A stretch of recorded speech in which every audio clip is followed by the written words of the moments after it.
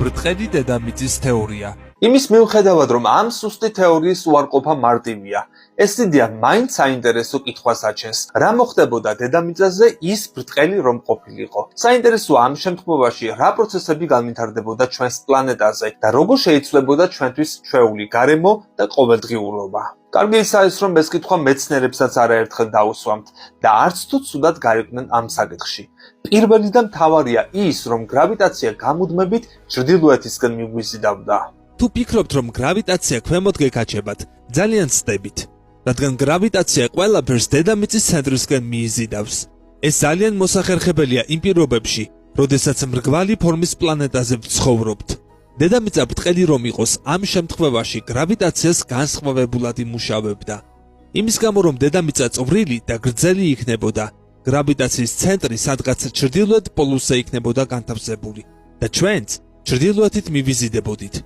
საინტერესო ის არის, რომ ეს ძალა იმდენად ძლიერი იქნებოდა, რომ მას წინააღმდეგობას ვერაფერი გაუწევდა. მდინარეები კალაპოტებიდან გადმოვიდოდა, მცენარეები კი დიაგონალურად გაიზრდებოდა. მოდით წარმოვიდგინოთ, რომ გრავიტაციასთან დაკავშირებული პრობლემა რაღაც სასწაულით მოგვარდა. მაგრამ დედამიწა რომ ბრტყელი იყოს, წარმოიშვებოდა კიდევ ერთი ძალიან მნიშვნელოვანი პრობლემა. დედამიწას მზე დაწვავდა. დედამიწა მაგნიტურ ველს დაკარგავდა, რომელიც ჩვენ და ჩვენს პლანეტას კოსმოსური გამოსხივებისა და მზის რადიაციისგან იცავს. მაგნიტური ველი მხოლოდ იმიტომ არსებობს, რომ დედამიწა ბრუნავს. თუ დედამიწა ნებისმიერი მიზეზით ბრუნვას შეწყვეტს, ეს ველიც გაქრება. მაგნიტური ველის გაქრობის შემდეგი ჩვენი გაქრობა წარ იქნებოდა შორეული მომავლის საკითხი. ჯერ ერთი რადიაცია და გამოსხივება მთელი მოცულობით მოაღწევდა დედამიწის ზედაპირამდე. ამის შედეგად გაქრებოდა ოზონის შრე და რაც ყველაზე მთავარია ატმოსფეროც. მაგნიტური ველისა და ატმოსფეროს გაქრობის შემდეგ ჩვენ ასტეროიდების წინაშე დაუცველები ვიქნებოდით და ამ ციური სხეულების მუდმივი დაბომბვის სამიზნეები გავხდებოდით. იქამდე სანამ დედამიწის ზედაპირიც მთვარის ზედაპირს არ დაემსგავსებოდა. ელემენტარული ფიზიკური პროცესების გარდა წარმოიქმნებოდა ტექნოლოგიური პრობლემებიც.